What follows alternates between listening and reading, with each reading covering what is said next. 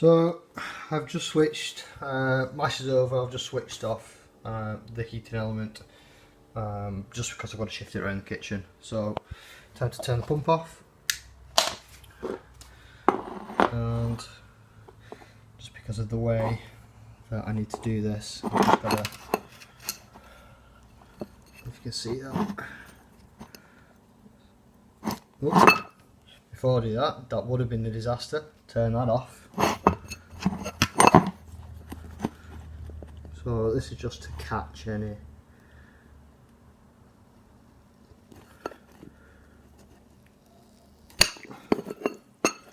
water. Stop it going over the floor, and I can just put it back in the boiler. I'll set that for a second.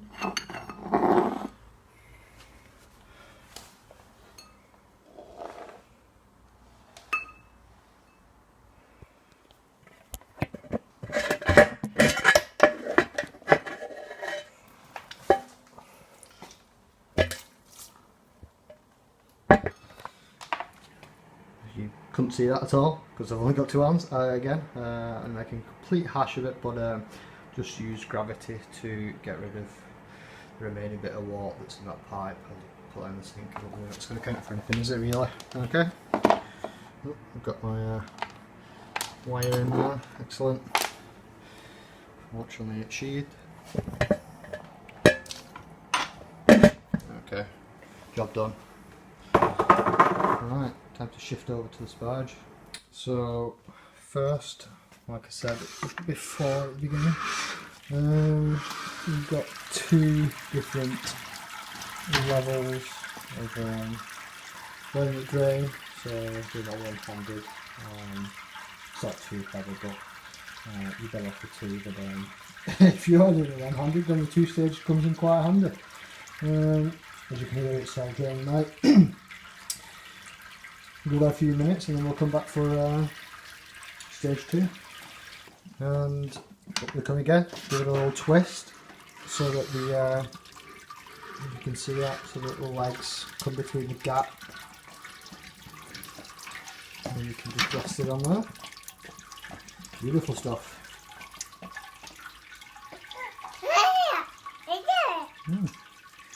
Future brewing and making. There we go. Give that a few minutes to drain and then we'll start sparging. Okay, so we're still drip draining, and here is the long foretold sparge, I guess. Here we go.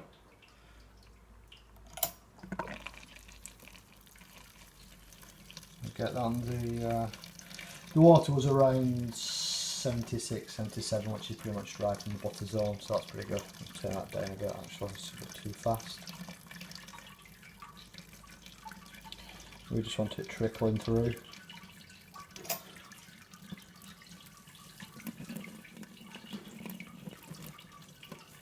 Move that around a little bit. It's pretty hot, but make sure the water goes all around the sparge plate, which at the minute it's just kind of pooling on this side, so I'll just keep moving that around so that we get as much water dripping through as much of the grain bed as we can. But yeah, the sparge water is about 76, 77, so yeah, right where you need it to extract as much of the sugars from the grain as possible, without releasing tannins, I think, harsh kind of astringent flavours. So yeah, there we go. As you can tell, I'm fucking sweating my tits off, absolutely roasting.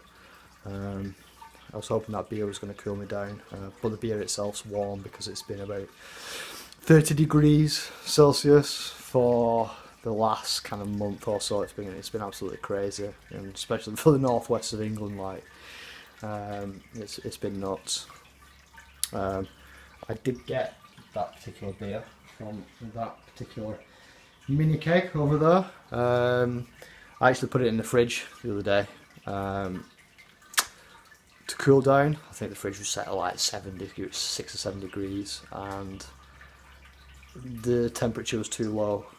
All the CO2 pressure to actually push the beer out. It must have been absorbed into the beer, and it was literally trickling out like a couple of drops every second or so. So I've had to bring it back up to room temperature so I can actually pour a frigging beer. So first time I've used a mini keg, so lesson learned.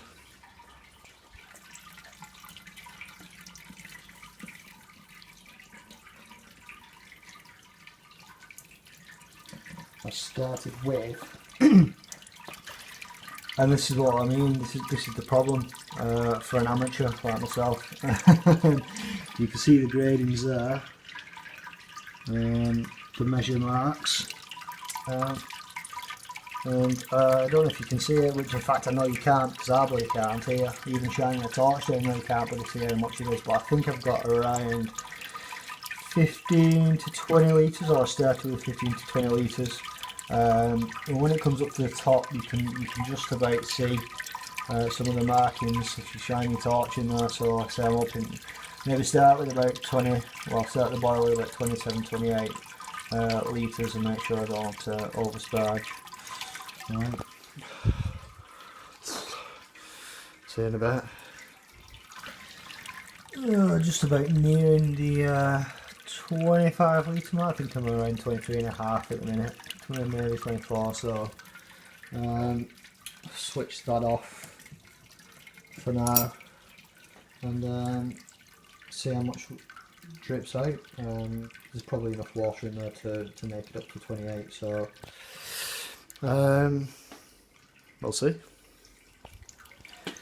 So there we go, 28 litres. I'll try not to drop my phone in beer, in water. And there you go, the rest of the grain just dripping in that bucket. I'm going to put my hand in there and if I find that stopper, but I still got hot at the minute. I won't burn myself to death.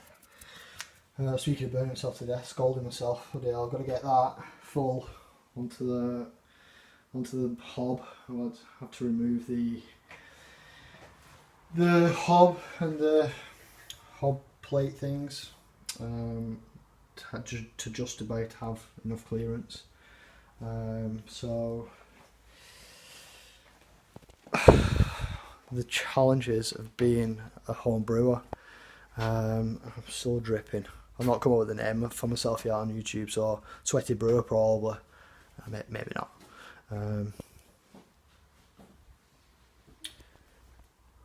Wish me luck.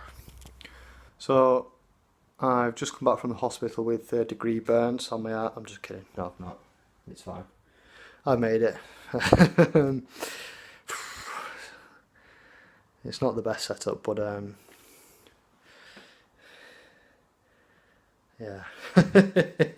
We'll get a brew. We'll get a dedicated brew shed one of these days. I mean, that extractor hood is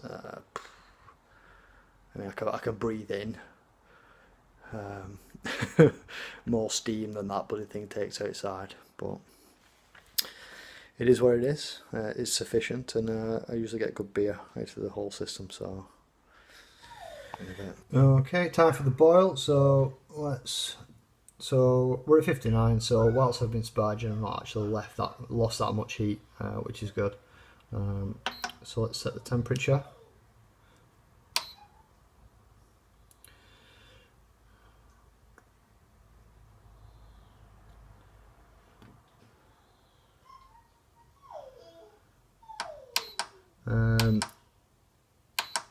Set it just over 100, just to account for any tolerances. I don't want it to keep cutting out during the rolling boil.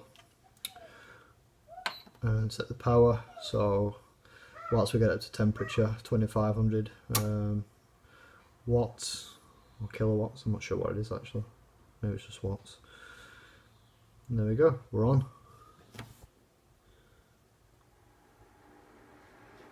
Maybe you can hear it, and it's just kicking on now, so we'll go up to boil and then we'll reduce. Quiet you. Reduce the power. So catch in a bit. Okay, so we're underway. I missed a bit of footage because the family came back home, and then took up chopping away. So we're boiling away,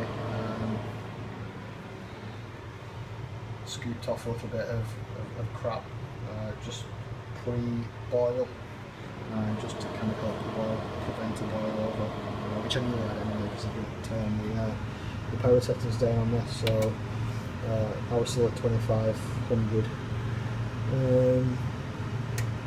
and the foam was rising rapidly, so I've turned that down to 1800 now, and I'm good to go. So now in a 15-minute boil I think we'll do. Hops are in one hot bag, I need to get a hop spine, but we'll see how that goes. So yeah, that's all for now.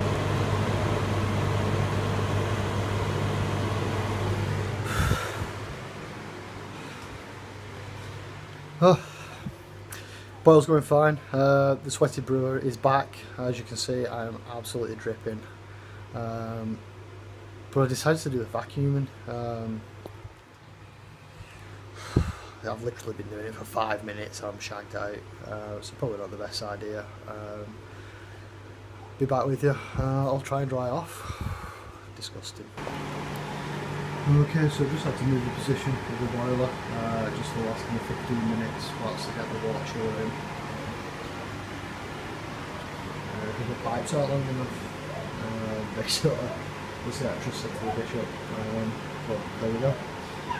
Moving 26 litres of boiling hot water is not recommended at all.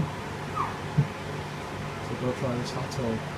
So anyway, in goes the water flock.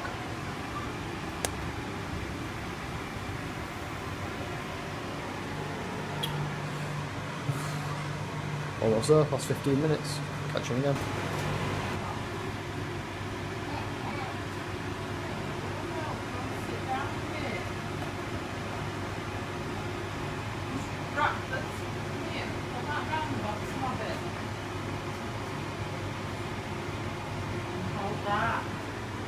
It will melt. It's warm, isn't it, out there? You can take things out of the freezer. Just start to melt.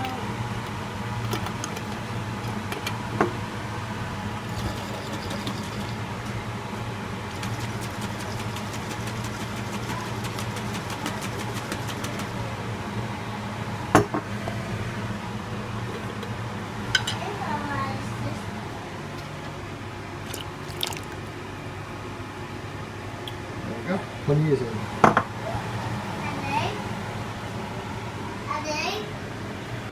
Okay, so the water chiller is now active.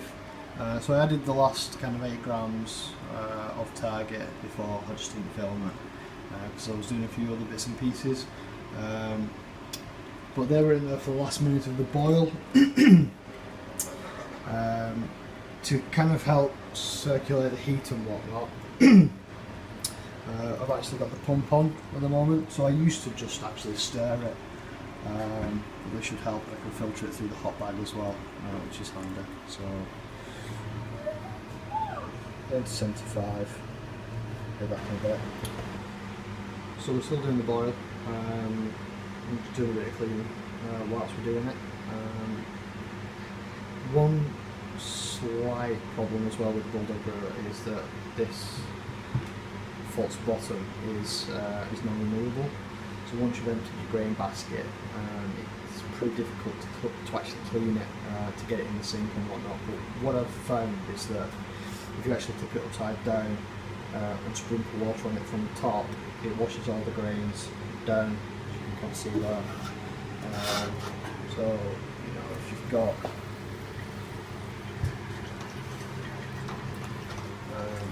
an extendable kind of hose tap, then so much better. But obviously I can just rig this up again like I did earlier, and just rinse the grains down from the top, and then just wash it from the bottom. So yeah, so if you are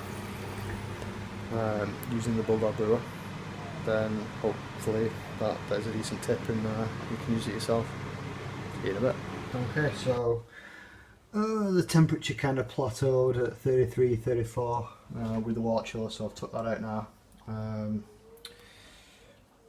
Time to open the tap and into a nice clean sterilised fermentation bucket and aerate it in the process, so here we go.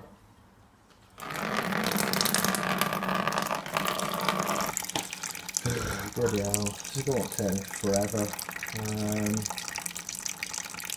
Obviously the Zika filter's a bit blocked, so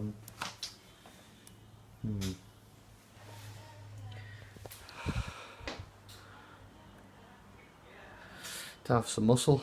Just lift the whole thing and pour it in. Be right back. Yep, pretty well clogged up. Never mind. Look at that, 23 litres on the nose. I think that's the first time I've ever had that. Boom. So I don't know if you can see that. It's kind of sat around the 27, 28, maybe even 29 mark. A bunch of trouble at the bottom there, which is fine.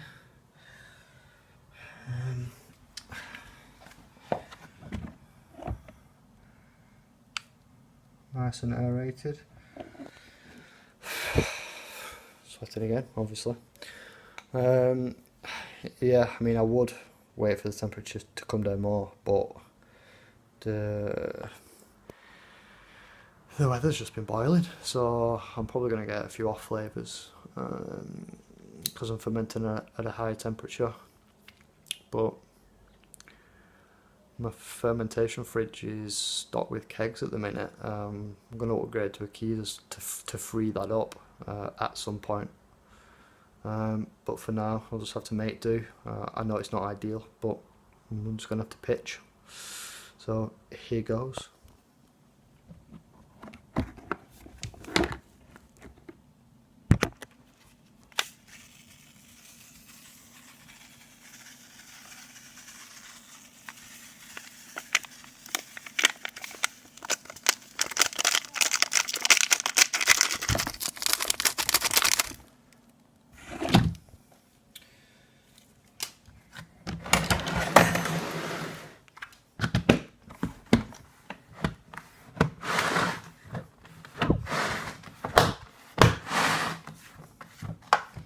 Okay, make sure that's nice and tight.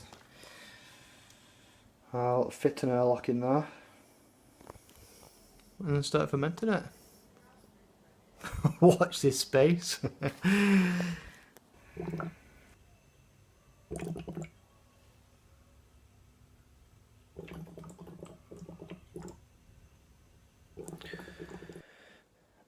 Rito, brew day's over. Overall, it's gone pretty well. Other than losing the little stainless steel kind of cap on the Bulldog Brewer, it's gone well. I did find it, so don't worry, it's okay. I got an original gravity of 1051, 52 maybe. I did take a picture of it, so whether I can kind of splice that into this video, I'm not sure. I've not done one of these videos before, so I'll use video editing software, so we'll see how that goes. But yeah, you can take my word for it. So overall, a good original gravity should give me a beer of around 5 point something, depending on what we get down to. I say temperatures around kind of, I mean, it's not really going to be below 25 in the house at the minute, so especially during the day. I mean, you know, you get up to kind of 30 degrees during the day. It's just crazy. So it's probably going to ferment out pretty well, unless it's too hot and it kills the yeast. But I think it'll be okay. A few other brews I've done have been fine. So yeah, all in all, it's gone pretty well. A honey ale. I'll decide what I'm going to call it. I'm not decided yet. So yeah, we'll see how it turns out. I might do a taster video for a laugh. See what it tastes like, and you know, if anyone wants any. I believe there's a thing called beer mail, which intrigues me. So yeah, if anyone wants any, just give me a message, give me a comment or whatever. I'm not sure how it actually works yet. So if anyone wants to kind of, you know, bring me into the fold, and you know, I don't know if it's a private message or what, let me know. I'll probably have a bottle or two kicking around. I'm going to keg it for the most part. I have a couple of bottles for myself, see how they get on. And yeah, I might have a couple of bottles spare, unless it's absolutely shite, in which case I'm not sending it to anyone. I don't want to embarrass myself too much. So yeah, I think that's pretty much it. I'm going to string all these videos together as best as I can. And yeah, publish them, post them, whatever. I might actually do a proper introductory video for myself. So I think originally this was going to be my first video. It was a bit spontaneous, so no one really knows who I am, what I'm doing, or anything like that. I don't, to be honest. So it'd be quite good to map out my thoughts on an introductory video and post that first. So yeah, so this actually might be my second video, actually. Right, I think that's it. I'm just waffling now. I think that'll do for today. Right, I'll see you later. Bye.